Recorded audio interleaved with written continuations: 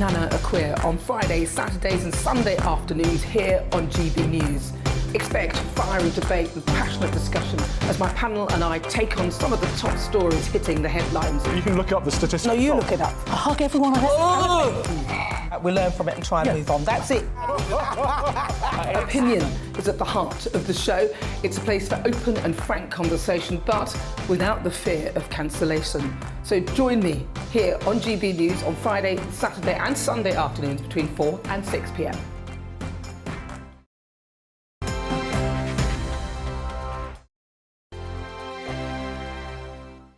Hello there, I'm Eamon. And I'm Isabel. And you're watching the GB News digital stream across the United Kingdom. And around the world. If you're here in the UK, you can also watch us on your TV screen. GB News is Freeview channel 236. On Sky, we're channel 515. 626 on Virgin Media. Just remember, you might need to retune your TV to watch the channel. Yeah, and if you are doing that, find out more about retuning by going to gbnews.uk. Join my show Farage, 7 p.m. till 8 p.m. Monday through Thursday, and there you will get opinion, analysis, debate, and I'll cover stories that nobody else dares to touch. And then for the last 15 minutes, talking pints. We're over a drink. We have a civilized conversation with someone. We very often disagree, but we do it in a grown-up way. Come and join me on Farage.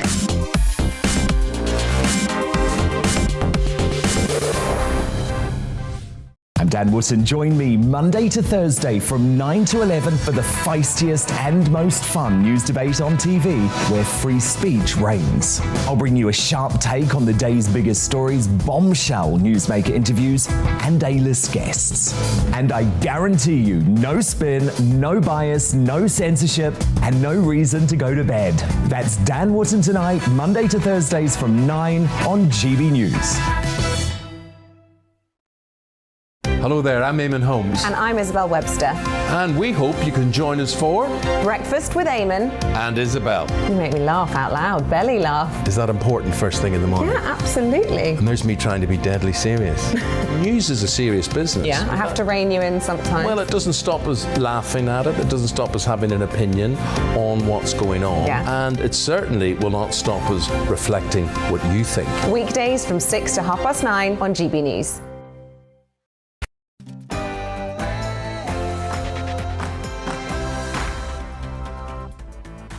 Hello and welcome to a brand new GB News show.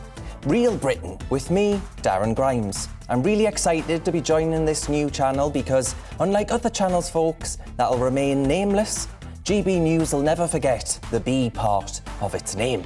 And that's why we're calling this show Real Britain. We've got a show packed fuller than the Tyne Tunnel, but first, here's Polly Middlehurst with the news.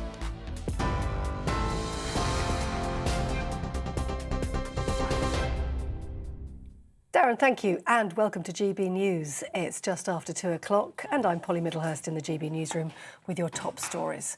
So the Prime Minister is going to be travelling to Eastern Europe next week as part of efforts to prevent a Russian invasion of Ukraine. Downing Street has confirmed Boris Johnson's determined to accelerate diplomatic efforts and is planning to speak to President Putin on the telephone. He's set to consider a range of options to discourage Russian military aggression, including bolstering NATO's defences. Speaking to GB News earlier, the former Defence Secretary Ian Duncan-Smith urged the European Union to stand up to Russia too. If they invade Ukraine, I think it is a threat to the way we live our lives. It is a threat to NATO. This is a democracy. It's a country that has the right to free choice. We've been giving them arms. I wish the rest of the European Union now would actually back up what the UK and America are doing. Ian Duncan-Smith. Well, also in the news today, a former Attorney General has criticised the Met Police over its handling of the Downing Street alleged parties. Lord Morris has accused Scotland Yard of vacillating over whether to constrain the release of the Sue Gray report. He says the report should be revealed as a matter of public interest and that any prejudice may result in disproportionate concerns. The Met Police say the inquiry hasn't been escalated to a criminal investigation and they deny it's been delayed by them, saying the timing of the report is down to the Cabinet Office. Former advisor to Theresa May, Joey Jones, thinks the police should reflect on their own conduct. Probably the Met that have more questions to ask themselves at the moment as to how they've allowed themselves to get into a situation where there's so much cynicism, so much anger that could have been avoided quite easily just by being a bit more transparent and a bit more upfront about the reasons behind their decision making. Jerry Jones. A major overhaul of the highway code has come into force today, and there are concerns millions of drivers are simply unaware of the changes, which aim to boost protection for cyclists and pedestrians. The new guidance means traffic will have to give way when pedestrians cross at a junction, and cyclists should also prioritise riding in the centre of lanes where possible on quieter roads to make themselves more visible. Edmund King of the AA spoke to GB News earlier about the changes. 141 cyclists were killed on the roads last year, more than 4,000 injured. Some 5 people every day actually die on the road. So it's trying to say, look, the roads are there, they're there to be shared. Police have arrested a man accused of racially abusing former England footballer Ashley Cole. The alleged incident reportedly occurred when Swindon Town played Manchester City earlier this month during an FA Cup third-round tie. Cole, who played for Arsenal and Chelsea, was part of the broadcast pundit team at the time. Wiltshire Police have confirmed a 24-year-old man remains in custody. Now, older people may have to go without food or heat this winter as energy bills continue to rise. That's according to Age UK. Nearly a quarter of people over 65 asked said they'd be forced to choose between heating their home or buying food if bills increased substantially, whilst more than half think they'll have to heat their homes less because of inflation and the soaring cost of living. Scientists say they've made a breakthrough in understanding why some people with long COVID suffer particularly with breathlessness. A pilot study by researchers at Oxford University have used a special medical gas to identify lung abnormalities that aren't picked up during routine scans. The small study, involving just 36 volunteers, showed oxygen wasn't being transferred into the bloodstream as smoothly as in others. A larger, more detailed study is now underway to confirm the results and to understand how better to treat the issue. And the Canadian singer Joni Mitchell has asked the streaming site Spotify to remove her music over COVID misinformation concerns. The Grammy Award-winning musician says the site was allowing irresponsible people to spread lies that were costing people their lives. Earlier this week, fellow singer Neil Young removed his back catalogue from Spotify, reportedly due to its hosting of the Joe Rogan Experience podcast, which has been known to air vaccine-sceptical views. And winds of up to 80 miles an hour are on their way, expected right across Britain as Storm Malik hits this weekend. Amber weather warnings have been issued for Scotland, Northern England and Northern Ireland, with the Met Office warning the storm could cause damage to homes, power lines and transport. We'll keep you up to date on that. Sport, and Ash Barty has won the Australian Open women's singles title. The world number one recovered from 5-1 down in the second set to clinch victory over first-time Grand Slam finalist Danielle Collins. She's become the first home player for 44 years to win an Australian Open singles title. Congratulations to her. You're with GB News. We have more news as it happens. Now let's get some Real Britain with Darren Grimes.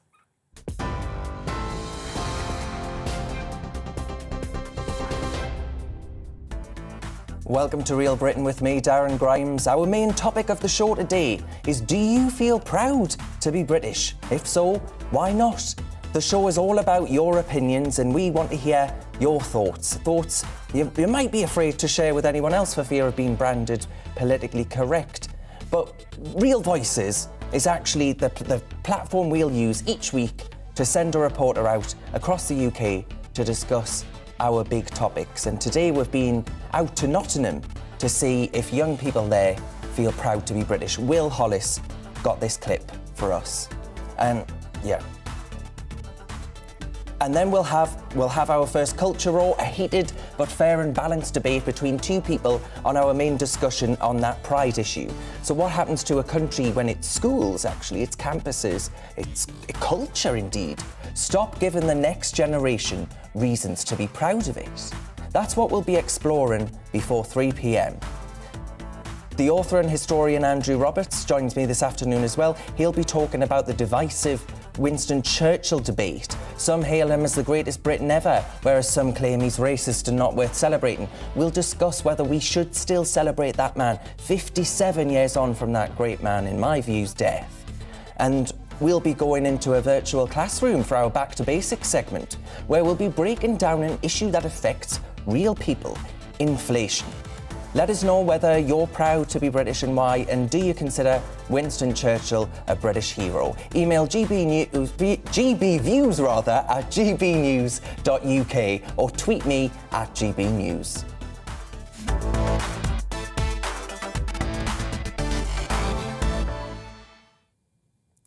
So for those of you who don't know who I am, my name is Darren Grimes. I'm from County Durham, as you can probably tell by the accent. I became active in politics after years of thinking that politics is a game for those in Westminster and not for those of us on council estates. But actually, isn't that the problem?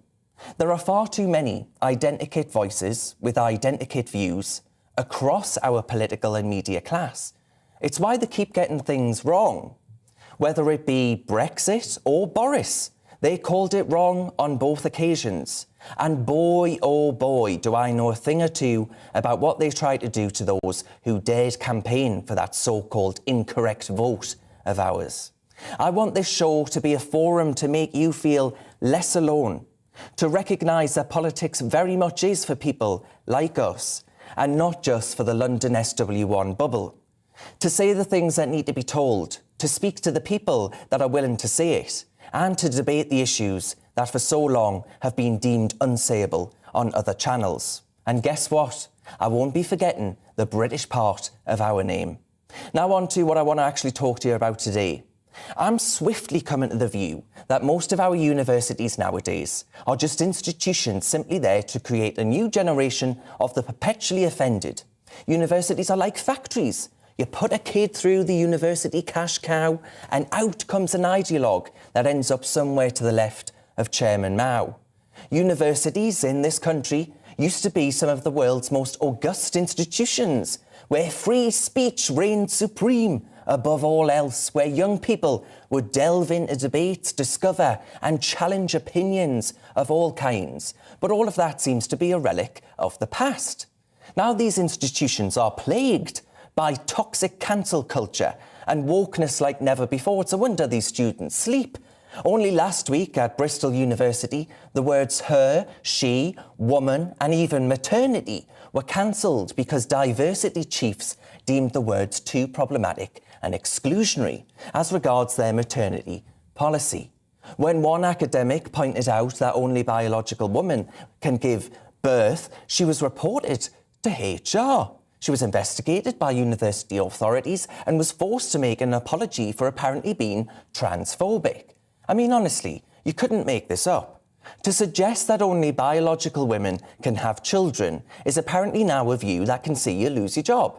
But this isn't limited to just one university. Students at Durham University have been read materials written by academics where the term pregnant people is being used to replace pregnant women. At Northampton University, trigger warnings have been placed on George Orwell's book 1984 because it contains explicit material, which some students might find offensive and upsetting.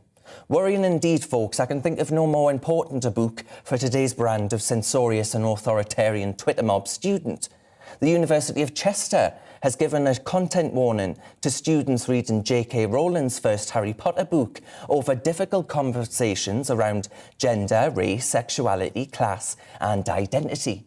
Maybe soon the wokerati will start referring to J.K. Rowling as she who must not be named.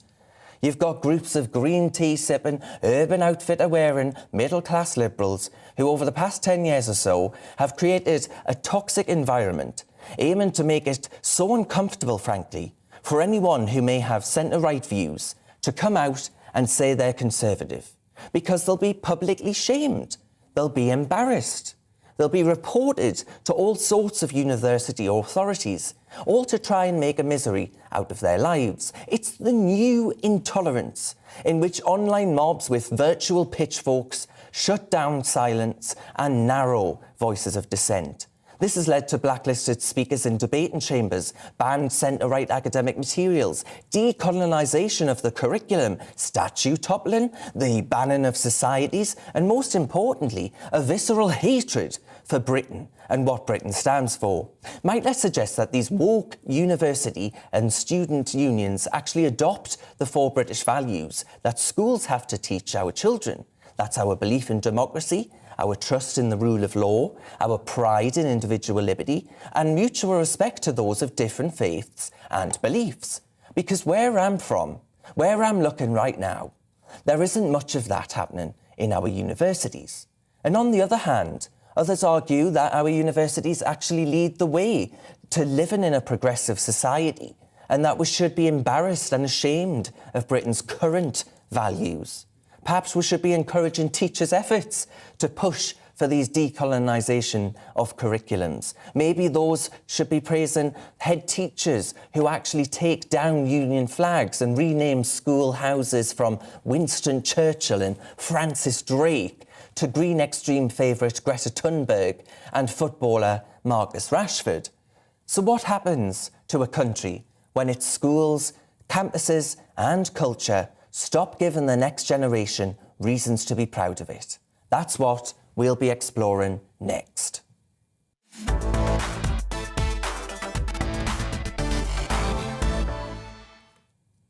Well, as I said earlier, this show is going to actually explore. We're all about you and giving you a platform to have your voice heard. Now, let's talk about British pride. I think there's plenty of reasons to be proud of our country. But if we don't give people reasons to actually have that pride, can we expect them to just naturally feel proud of the nation? We asked real ordinary young people in Brits, up and down, in Nottingham in fact, whether they felt proud to be British. Personally, I'd say I'm happy to be British. I think we are a good country. Like, we do have good morals and stuff. Yeah, obviously at the moment we're not in the best limelight regarding the government. However, it happens. Like, it does happen. People make mistakes. But yeah, I feel like to be British at the moment, you should be happy to be British. Yeah. I don't really enjoy it. Don't really like being here. Obviously, we've had I think they've dealt with the whole coronavirus pandemic really badly. And I was kind of hoping for a Labour kind of win last time I voted, and that didn't happen. I was kind of hoping for a change in the government. So yeah, I'm not really a fan. Coronavirus-wise, we're basically sort of the freest country there is on the planet, essentially. So I think that's quite a good thing. But I think our Prime Minister really should go. It's inbound, especially with all the Russia thing going on. And any time he's starting, Zoom calls or anything with all the world leaders, they're all thinking in a week's time he's going to be gone, and it's slightly embarrassing, really. It is a great place to live. The conditions are good. They do, when you do have like a complaint or something, they do take it in and listen to you, as a human being. So, Britain is good. I wouldn't say I'm proud to be British. Like, I'm not from this country. I'm from America. But in terms of a living situation, I think this is one of the better ones. Because, I think in terms of it, we are a little bit spoilt. Such as, for example, look at a country like Ukraine, where it's got the country divided in half, or Nicaragua, which is like drug capital of Central America. The sports team's doing amazing. It is a good country to live in. It's fantastic. Hey, a range of opinions there from students in Nottingham about whether or not they're proud to be British. I actually agree with that last speaker. I think Britain is a fantastic place to live. I think that's a very good adjective to use. But my God, that last there in the middle, she didn't sound too keen, did she? But moving on to a feature we're calling Culture Raw, this is an opportunity to have a balanced debate on the main topic of the show. What I would have enjoyed more than anything at school would have been a lesson dedicated to the great things we've done in Great Britain, and the list, my friends, is long. So is British pride something we need to teach more actively in the classroom? Here to debate this question, I'm joined by journalist and broadcaster Sam Dowler and political commentator Emma Webb. Hello to both of you. Now, folks, before we begin, each of you will get 60 seconds to answer that question, and then you can discuss between each other whether or not you agree and all the rest of it. So, Sam, in 60 seconds, do you actually reckon we need more British pride in schooling? What I think is, in schooling specifically, is we need to learn more about our own history, our history within, the colonies, as my dad used to call it, Australia, India. I mean, I was never taught any of the bad things. I was mainly taught, about Henry VIII and stuff like that. I think people need to know, in order to not make mistakes in the future, some of the bad things as well as some of the good things. Yeah. Emma? I think that in general in schools we need a better historical education overall. So I do think that we should teach a warts and all approach to our history, the good things and the bad things. I think that increasingly over the last couple of years, we've seen an obvious focus on things that are more negative. I remember when I was at school feeling like I was being taught a very negative view of British history, and that wasn't in the grand scheme of things all that many years ago, about a decade ago. And I think that one of the important things to teach young people is the meat on the bones, as you say there, Darren. The things that we ought to be proud of, things like parliamentary democracy, the common law, the things that we've given to the world, the English language. Obviously we learn about people like Shakespeare, but there are many hidden aspects to our history that people are not taught about. All of the great inventions that we've contributed to the world. You could spend a lifetime looking for things that the British have produced to be proud of and never be done, because we have contributed so much to global history. And I think it's good for the society, good for young people, and good for communities and community cohesion and integration if people believe that there is something that they should be proud of, not just unmitigated negativity all the time. Absolutely. So, Sam, would you agree with those sentiments? I mean, what's wrong with something, for example, like flying the Union Jack in schools, for example? Oh, I don't think there's anything wrong with that. I am British, and I am. If you'd interviewed me on the streets of Nottingham, I would say I was proud as well. I think obviously you teach the good as well as the bad. I just think, unfortunately, I love the Queen, for example, but there are things like, I remember watching the Imitation Game and only ever hearing about Alan Turing then and there, when obviously he was so, he was so important in the Second World War, helping us win the Second World War. And then obviously, how we treated gay people back then was appalling, none of which obviously I was taught in school. And I think it's subjects like that that are vital. While I agree with Emma completely about teaching about what we've given to the world over many, many years, language and inventions, etc. I think it's vital for us to know both sides. Both sides of the coin. But what do you make of the renaming of schoolhouse names, for example, to Rashford or Greta that I mentioned earlier? Is that woke, or is that just acknowledging that things are changing and perhaps the figures that we love and respect and admire are changing with it? I think teachers who do something like that, I think they're trying to make some kind of political statement. But I also think that it's part of this general drive to try and modernise things, this general negativity towards history in general. So, wanting to try and make things more relevant to students now, which has the implicit idea in it that those things in the past that we should be proud of, people like Alfred the Great, for example, that those figures are no longer relevant in modern Britain. And I think that's mistaken. When I say having a positive attitude towards British history, I don't just mean, teaching people a kind of flag-waving pride. I actually mean teaching people a more nuanced approach to not just our history, but to world history, to individual figures, recognizing that within an individual, characters can be complex, they can do good and they can do bad, and you can be proud of them even if they're not perfect. And Yes. The same is true with a country, that you can be proud of your country whilst recognizing that it's not perfect and it hasn't always been perfect. Absolutely. Sam, would you agree with those sentiments? Surely you would. I have to say, I would totally agree. I think it's like, for example, my father wouldn't agree. He would be one of these people that would have. For example, my grandfather was somebody who went around in arresting gay people in the army when he was in the army, and I think it is education nowadays. Maybe the pendulum needs to swing the other way. I don't know, but I think you need to I don't like going into situations where I don't know, for example, all about the history of the British Empire. Like, I mean, I think, they don't teach about that enough in school, but I do absolutely think it's like, nearing, the good side and the bad sides of Churchill and Carson, for example, in Bristol. I think, it needs to be taught as opposed to, brushed aside or cancelled. So, Sam Dowler and Emma Webb, thank you very much for your time. Different views there. Thank you very much for taking part in Culture Raw this afternoon. Hopefully, we can speak to you both again pretty soon. Now, let's go to the weather. Plenty more to come this afternoon, though, on Real Britain with me, Darren Grimes. Polly Middlehurst giving you the weather now. So looking ahead then to this evening's weather, and the UK looking generally drier and brighter with winds easing as Storm Malik thankfully passes. Let's look at the detail. Rain and cloud clearing throughout the southwest and southeast of England to leave a dry and fine evening. Temperatures dropping tonight though, leading to a frost for many. A fine evening across the southeast of England. Skies clearing this evening to make way for a chilly night and allowing frost again to form in some places.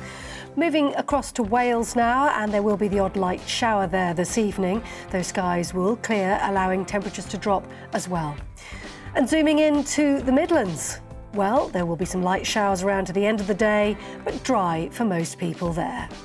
Let's take you then across to the Pennines now, and that rather blustery day that it's been so far easing off into this evening, and the skies also across the Pennines clearing eventually, making way for a cold night again and a frost forming for many.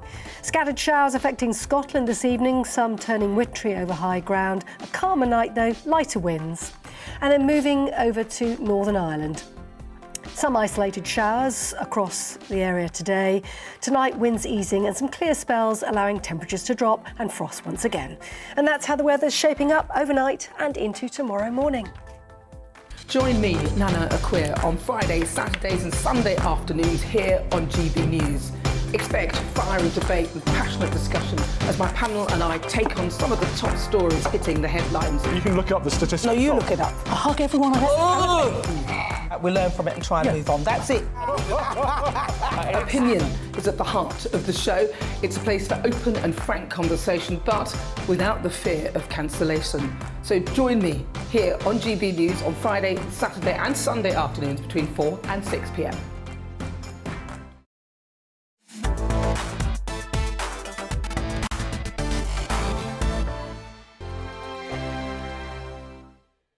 Hello there, I'm Eamon. And I'm Isabel. And you're watching the GB News digital stream across the United Kingdom. And around the world.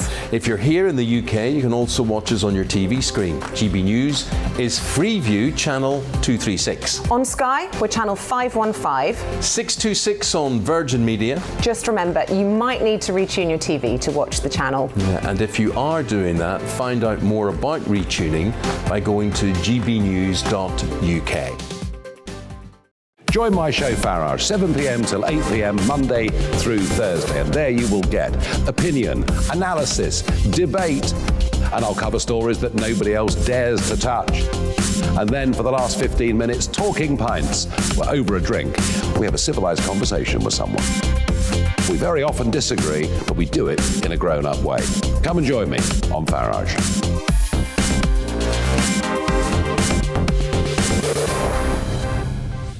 I'm Dan Wootton. Join me Monday to Thursday from 9 to 11 for the feistiest and most fun news debate on TV, where free speech reigns. I'll bring you a sharp take on the day's biggest stories, bombshell newsmaker interviews, and A-list guests.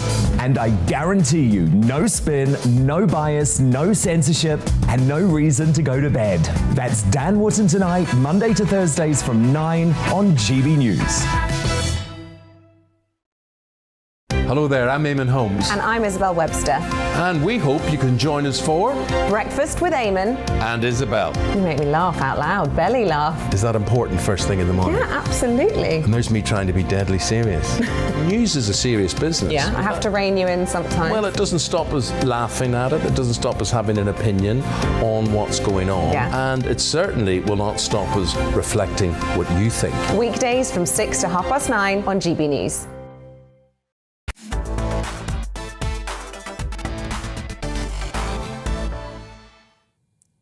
Hello and welcome back to Real Britain with me, Darren Grimes. This afternoon, our big topic is looking at whether or not you are proud to be British. Because your views, folks, are much more important than my big gob.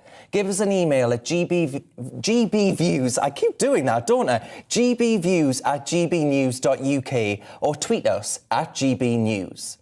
Now, joining me now is, I'm delighted to say actually, is Andrew Roberts, a historian and the author of Churchill, Walking with Destiny.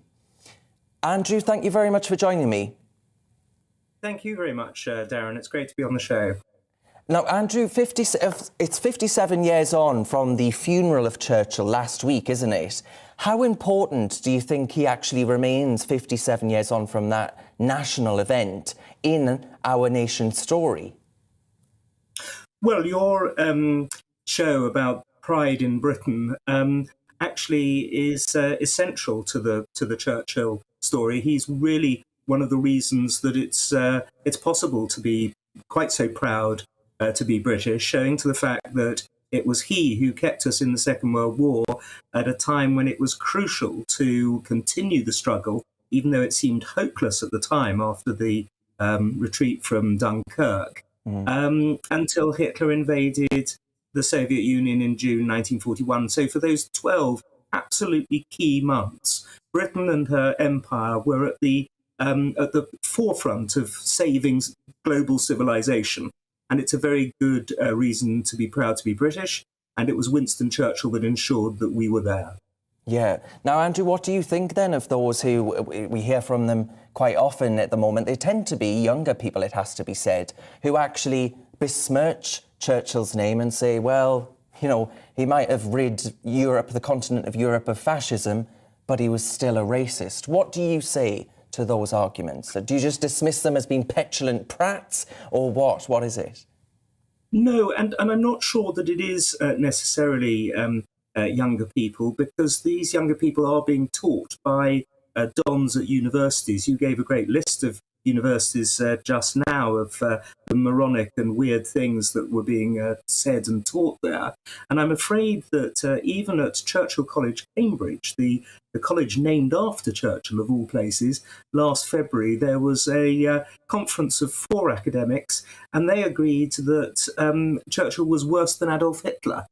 If young people are being taught this kind of rubbish, it's naturally going to be picked up by them. So I don't think we can just sort of blame an ignorant young generation. I think that we've really got to look at the kind of complete absurdities that are being taught to them by their elders. Yes, I mean, that's a really good point. The universities question is one that we're going to be exploring all day today. But, Andrew, there are comparisons made between Boris Johnson and Churchill all of the time, frankly, because, of course, he wrote a book on the man. I must say it's not as good as yours. But what do you actually make of those comparisons between Churchill and Boris? Well, I don't think it's a bad thing for a politician to have someone like Winston Churchill as their hero, their idol, the person that they look up to. I think that's a very good thing, in fact. Margaret Thatcher also hugely admired Winston Churchill. And so I think if you do have a positive role model as a politician, it's actually something that should be applauded. Yeah. And finally, Andrew, those that actually say that might disagree with the picture that you're painting of the man himself, how do you think they actually ought to judge history? Because that's fundamentally the question that we're actually asking, isn't it, when we talk about figures from the past? How should we actually judge those from a different time that had different views and actually, I guess, just get over ourselves a little bit and admit that in another, 57 years, there are going to be people that say, my God, can you see what those bigots believed back in 2022? Well, that's right. And you've got to be objective. You've got to be run yourself entirely by the evidence. There are lots of things Churchill undoubtedly did get wrong. The abdication crisis, the gold standard, the Gallipoli campaign, the black and tans in Ireland, you know. But when it came to the really big things, the really important things, like warning the country about Adolf Hitler and the threat of Nazism, and the way in which before the First World War, and indeed after the Second World War, he also made warnings that came to be shown to be right, and also created the strategy that was followed by the Western Allies during the Second World War, the fact is that his greatness is something that is, to me at least, unquestionable. And you have to see the small things that he got wrong in context of the very great things that he got right. Well said, Andrew. That's Andrew Roberts, historian and author of Churchill, Walking with Destiny. Thanks for speaking to me this afternoon. Enjoy your evening. Now, actually, I think it's important, isn't it, to remember that these figures from our past, the impact that they've had on the nation, you just can't believe it. And we've got to remember those things. Even if they had some views that you could go through a history book and pick out whatever you want on this person to try and besmirch the name. I think it's wrong.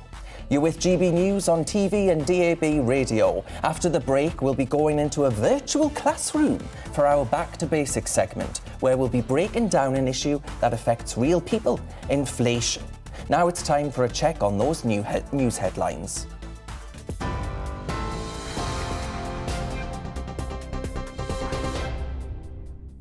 Just after 2:30, I'm Polly Middlehurst in the GB newsroom and our top stories. The Prime Minister will travel to Eastern Europe next week as part of efforts to prevent a Russian invasion of Ukraine. Downing Street has confirmed Boris Johnson is determined to accelerate diplomatic efforts and will speak to President Putin over the phone. He's set to consider a range of options to discourage Russian military aggression, including bolstering NATO defences. A former Attorney General has criticised the Met Police over its handling of the Downing Street party allegations. Lord Morris has accused Scotland Yard of vacillating over the release of the Sue Gray report. Police say the inquiry hasn't been escalated to a criminal investigation and they deny it's been delayed by them. A major overhaul of the highway code has come into force today. Amid concerns, millions of drivers are unaware of the changes. The new rules aim to boost protection for cyclists and pedestrians. And Wiltshire Police have confirmed a 24-year-old man remains in custody after being arrested on suspicion of racially abusing Ashley Cole. The incident reportedly occurred during an FA Cup third-round tie when the former England footballer was part of the broadcast pundit team. Older people may have to go without food or heat this winter, according to new research by the charity Age UK. Nearly a quarter of people over 65 say they'll be forced to choose between heating their home or buying food if bills increase substantially. And the Canadian singer Joni Mitchell has asked the streaming site Spotify to remove her music over COVID misinformation concerns. The Grammy Award-winning musician says the site was allowing irresponsible people to spread lies that were costing people their lives. A beach in the Gulf of Thailand has been declared a disaster area after an oil spill from an underwater pipeline blackened beaches. Around 50,000 litres of oil has been leaking into the ocean, spreading over an 18-square-mile area. The Thai Navy is working with the company who are responsible for the leak to clean up the beach and contain the mess. On TV, online and on your radio via DAB+, you're with GB News. After the break, we'll have more from Darren Grimes and Real Britain. Back in a moment.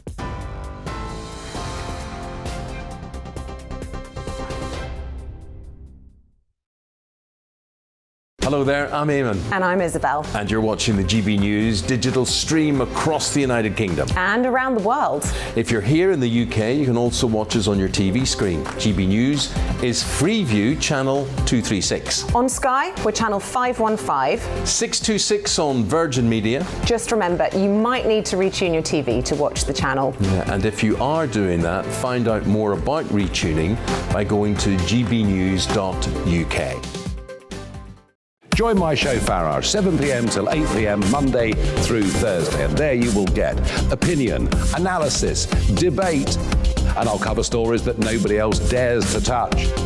And then for the last 15 minutes, talking pints. We're over a drink. We have a civilised conversation with someone. We very often disagree, but we do it in a grown-up way. Come and join me on Farage.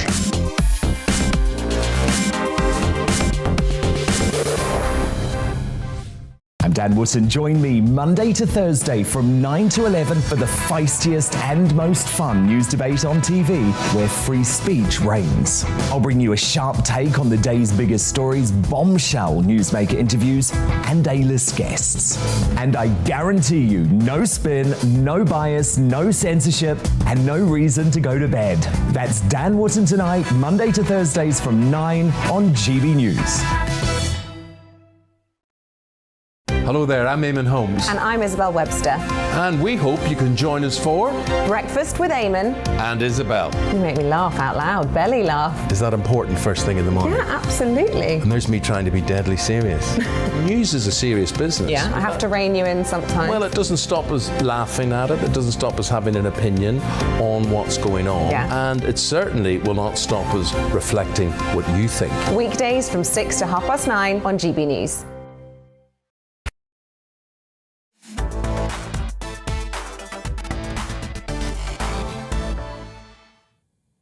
Hello, I'm Darren Grimes and this is Real Britain. Thank you very much for your company. Now, we decided to create a segment called Back to Basics to help simplify complex issues in the news. Now, I'm sure you've heard, especially over recent weeks, folks, because it's hitting us all like you wouldn't believe, that word inflation in the news over recent weeks. It's at its highest for 30 years. I wasn't even on this planet. But is it really something to be concerned about? How does it happen? Why should it be a concern? And can we do anything about it? Now, I'm absolutely delighted to say I'm joined by Justin Urquhart Stewart. He's the co-founder of Regionally, an online investment environment. He's also the main man when it comes to economics. Hello. Hello, good to speak to you. Good to speak to you too. So can you start, really take us back to basics and say, what actually is inflation in layman's terms? Okay, inflation, very straightforwardly, is actually when you are actually expanding, growing something. You inflate a balloon, put air in it, it gets bigger. If you inflate an economy, the idea is there, the value, the price of that economy will start to rise. And that's good news because actually if you're rising prices, there's probably more taxation, there may be more pay linked to it. It could be encouraging. There's another way of it, there's the other side of it, they're called deflation. Go back to the balloon, except this time, actually the balloon's getting smaller. Their economy gets smaller, people are earning less, and the whole thing's going in a backward state. So you've got these two extremes, inflation, deflation. Really what you want to be is a bit like with the three bears. You don't want your porridge too hot or too cold, you just want it somewhere in the middle. And for the past 25 years, it's been sort of not bad, 1, 2, 3, 4%, something like that. Sadly, I'm old enough to remember the days when it went to 25%. Wow. That meant a quarter of the value of your income was disappearing. And for people on pensions, and maybe a fixed payment coming out of an insurance company, they were getting paying a ridiculous cost for something that was beyond their control. So why does inflation actually happen then? Is this entirely down to decisions that policymakers are making, essentially? It's a combination of different issues, and we can learn from history where we saw some very dramatic rises of inflation, and only in your lifetime, certainly mine, we've seen inflation getting out of control in places like Zimbabwe, where you had inflation, they couldn't really calculate it, over 1,000%. It's just madness, isn't it? Yeah. So what makes it happen? The answer is a whole series of different things. It could, for example, be actually, say, the price of cereal, wheat and things like that. That's gone up recently because of global warming. There have been failing or falling harvests in Ukraine. Well, they've got other issues in Ukraine, but in Russia, Canada and America. So the base cost of it, less supply, more demand, price goes up. Yeah. Then you've got the price of oil. Only about 18 months ago, a bit longer than that now, but actually went negative. You quite literally couldn't give the stuff away for a few weeks. That was a technical issue. But it was very low, about $20, $30 a barrel. Now it's creeping towards $100 a barrel. And so therefore that's now feeding into everything else in the market, because what you need to make your biscuits, make your food, build bricks, you need energy. And so the price from that goes into the brick making costs, goes into the food costs, and it ends up somebody having to pay it all, and the answer is you and me. I mean, Justin, if you actually consider the fact that, we haven't lost Justin, no, you've frozen there. Justin, how do we actually, because if you consider the fact that, mothers out there doing their weekly shop, they're going to realise, they're going to recognise that actually things in the shops are getting more expensive, aren't they? How do we actually start to bring it down? Is the Chancellor basically picking up a sort of a Treasury-based poison chalice now? Well, certainly it can be very poisonous. And of course, because there's no instant answer, flick a switch and it's gone.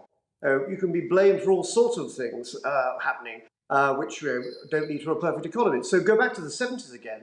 You had pay rises there, which was good. But if you had a pay rise of, say, 15%, fantastic. But if inflation's at 25%, you're still poorer. So what people have to do is, the government can try and control it. They're trying to do so with things like interest rates to try and calm the economy down a bit. A bit difficult for us because our interest rates are pretty close to nil.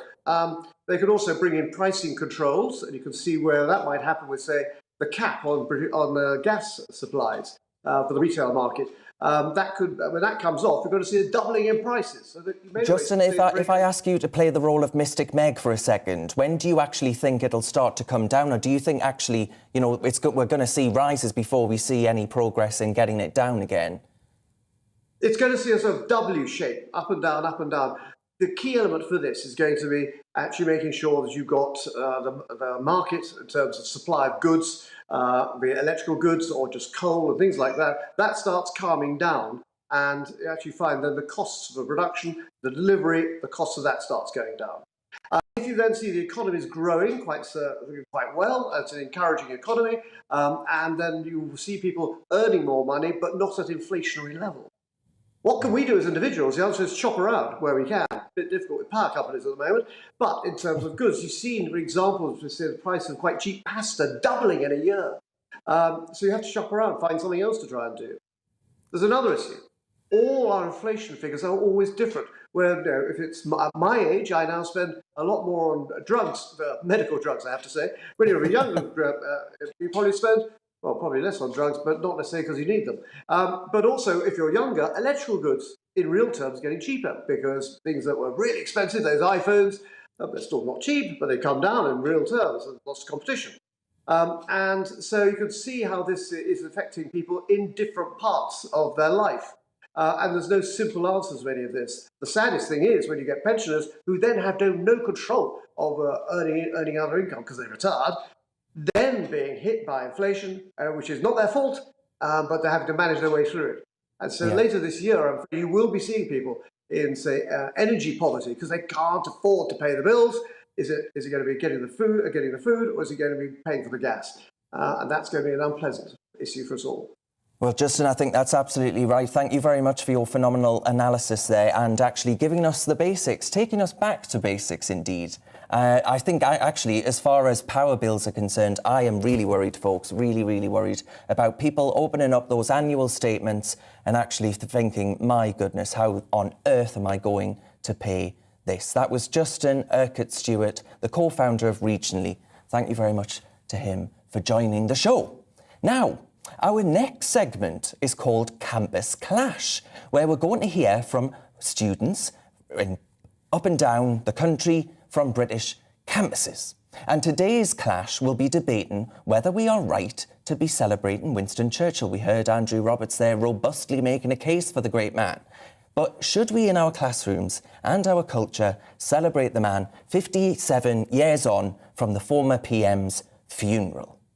Joining me now to debate is Emily Gordon from Durham University and Kieran Wetherick from Oxford. Hello to both of you. Now, you've each got, I'm going to give you 60 seconds each for that first opening question there, and then you can discuss between yourselves. Kieran, can I start with you? Why do you not believe, ultimately, that we should be celebrating Churchill in our universities and our schools?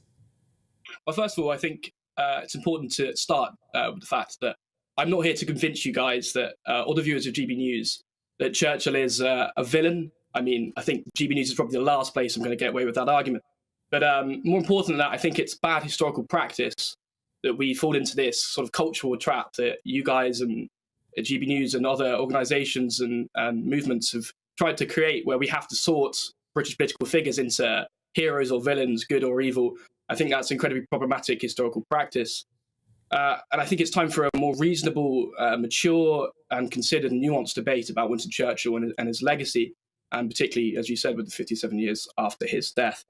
And I think part of that is intrinsically asking ourselves, is Winston Churchill actually the best of modern Britain? And I'm sure you guys are going to bring it up to me in a second that, the classic defence, can we really apply modern values, modern considerations to Winston Churchill?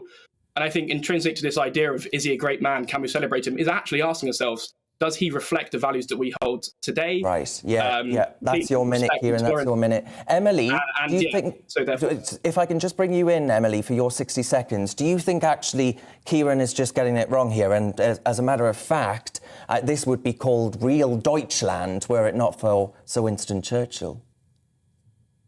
Well, I think Kieran has it right in certain ways. We can't paint any historical figure in completely black or white, but we should ask, why would we celebrate someone? We'd celebrate them because they represent the modern values we have today, the values we should have, such as freedom and democracy and standing up for the little guy and protecting other countries and protecting our culture. And I'd ask, yes, Churchill is a whole man. You may look at him and pick out the bad bits and the good bits. But overall, what was Churchill's lasting impact? And we can say that he was someone who stood for freedom and stood for democracy against overwhelming odds. And could anyone else have done that? Surely we should celebrate this aspect of Churchill wholeheartedly. Whether or not he was a great man in all aspects of his life, he had such a great part of history to play in our most difficult and trying hour. And I also will bring in historical revisionism is a huge problem these days. And we need to be careful in judging someone by certain values of the present when they may have allowed the values of the Emily, present to come that's your 60 to pass. seconds. Thank you very much. Kieran, is he our greatest ever Briton, would you say?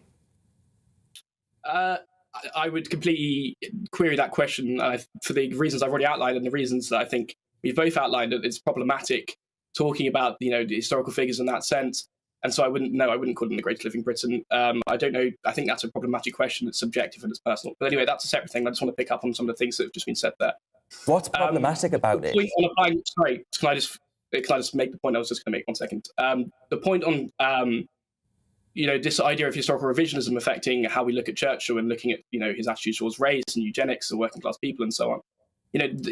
His views and his attitudes and his policies were revered in their own time by members of his own party, and often his mistakes, things like Gallipoli over the gold standard, over Tony Pandy, but also his views on India and his mistakes over India, they were viewed in their own time with scorn and criticism. And so I just wanted to make the point that it's not just about looking at what values we hold today and thinking, does Churchill really fit into our image of modern Britain? It's also, a historical fact that Churchill in his own time wasn't, completely celebrated even amongst his own party, even amongst other conservative backbenchers. Sorry, yes, absolutely. But I mean, who among us is actually perfect, right? Of course, Winston Churchill wasn't perfect, but he got us through World War II. I'd say that gives him some kudos points in my book. Oh, of course it does. Of course it does. And that's why I'm not here to convince you he's a villain, because it's complex. But the question is, should we look at the singular greatest of, one event in his life and judge him entirely by that? No, if we were applying that logic elsewhere, we'd be sat here talking about how great Stalin was or how great, other figures around him were, like Anthony Eden, because they played a role in defeating Hitler. And of course, that's completely rubbish. We shouldn't be venerating Joseph Stalin because other factors are involved in how we judge historical figures. And I think with Churchill as well, it's important. It's not just the fact that he wasn't perfect. I mean, I'm going to read you some quotes now about some of his attitudes. And we're going to ask ourselves, do we really want to be celebrating, or at least do we think we should be appreciating this particular dark underbelly? This is him on eugenics. The multiplication of the feeble-minded is a very terrible danger to the race.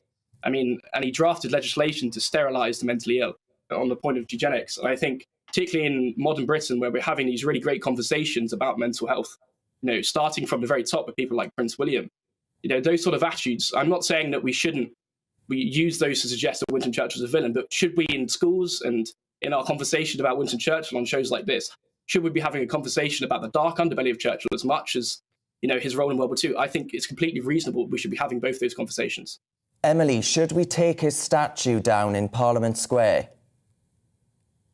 I mean, I'll address that, but I'll also come back to some of the things Kieran said, because he's made some very good points. We shouldn't be taking his statue down, because no statue should be taken down.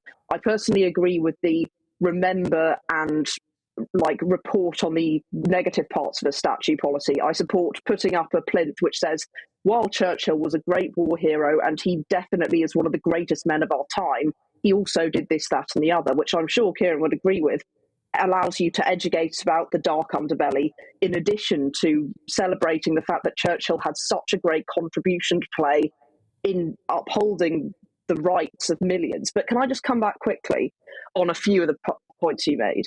Emily, we haven't got the time, but actually on that last point that you about this plaque for a man who was regarded as our greatest Britain, right? If you do polling today, I'm pretty certain you walk out there and ask people who they believe to be their greatest Britain. They do always say Sir Winston Churchill. So are you both actually saying that the British people are inherently racist by not acknowledging this man's past?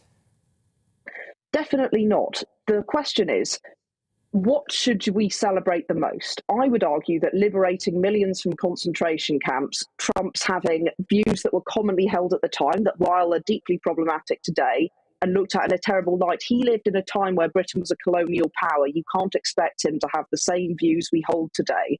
Well, exactly, and Emily. That's a perfect place to end the debate. I think you're absolutely right. You're absolutely right that we've got to look at things in historical context and say, well, actually, he was alive at a time when we had different moral standards to those that we have today. Emily Gordon from Durham University and Kieran Wetherick from Oxford. Fantastic to hear you both share your opinions this afternoon for Campus Clash. Thank you very much. Now, the next segment we've got is called Scrap, Reform.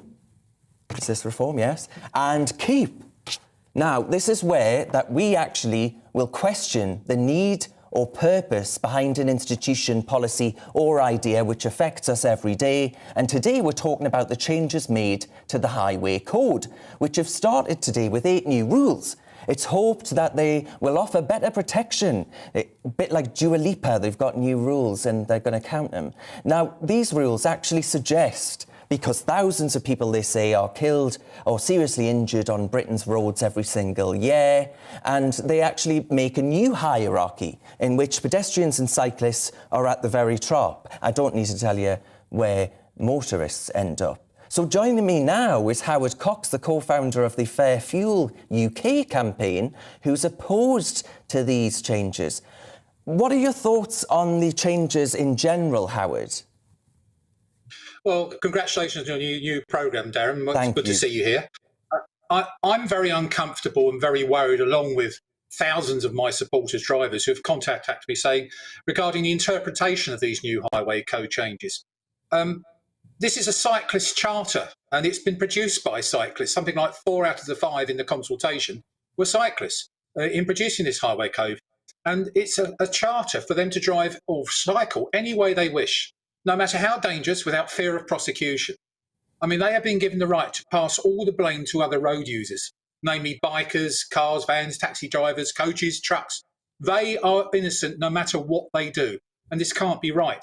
And what's so annoying is the existing highway code, the one that was around yesterday, the last one we had, did say that the fact is, if you ride or use the road dangerously, you should be prosecuted to the full extent of the law. So what's different? Yes.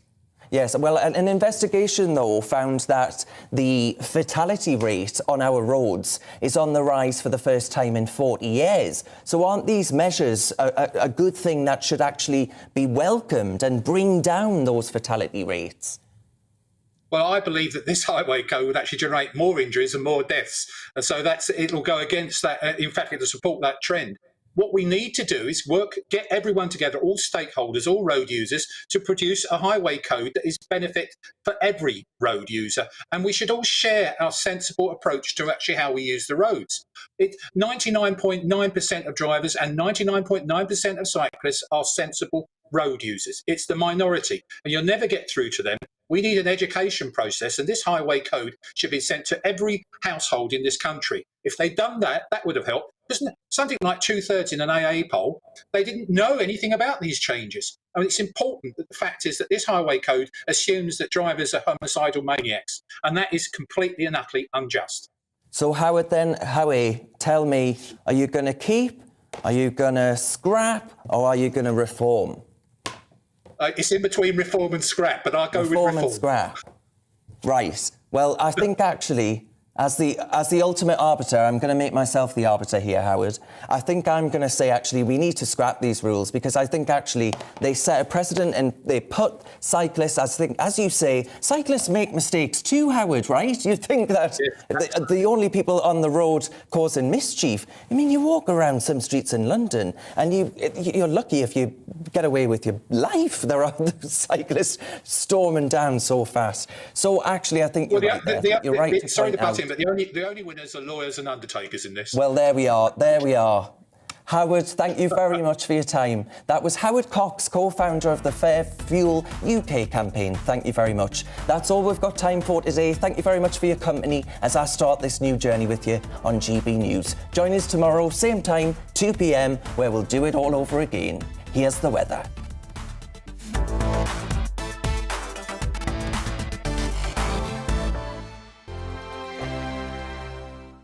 Hello there, I'm Eamon. And I'm Isabel. And you're watching the GB News digital stream across the United Kingdom. And around the world. If you're here in the UK, you can also watch us on your TV screen. GB News is Freeview channel 236. On Sky, we're channel 515. 626 on Virgin Media. Just remember, you might need to retune your TV to watch the channel. Yeah, and if you are doing that, find out more about retuning by going to gbnews.uk. Join my show Farrar, 7 p.m. till 8 p.m. Monday through Thursday, and there you will get opinion, analysis, debate, and I'll cover stories that nobody else dares to touch. And then for the last 15 minutes, talking pints. We're over a drink. We have a civilised conversation with someone. We very often disagree, but we do it in a grown-up way. Come and join me on Farage.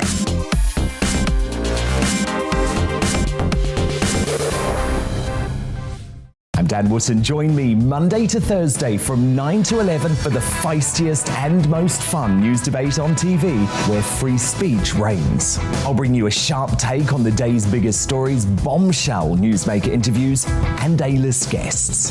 And I guarantee you, no spin, no bias, no censorship, and no reason to go to bed. That's Dan Wootton tonight, Monday to Thursdays from 9 on GB News. Hello there, I'm Eamon Holmes. And I'm Isabel Webster.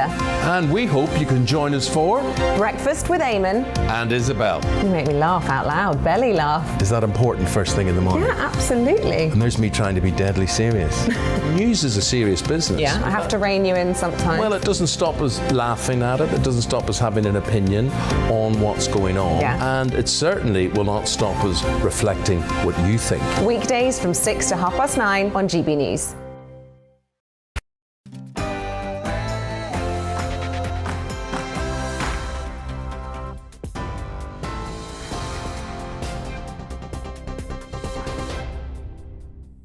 A very good afternoon to you. It's just after 3 o'clock and I'm Polly Middlehurst with your top stories.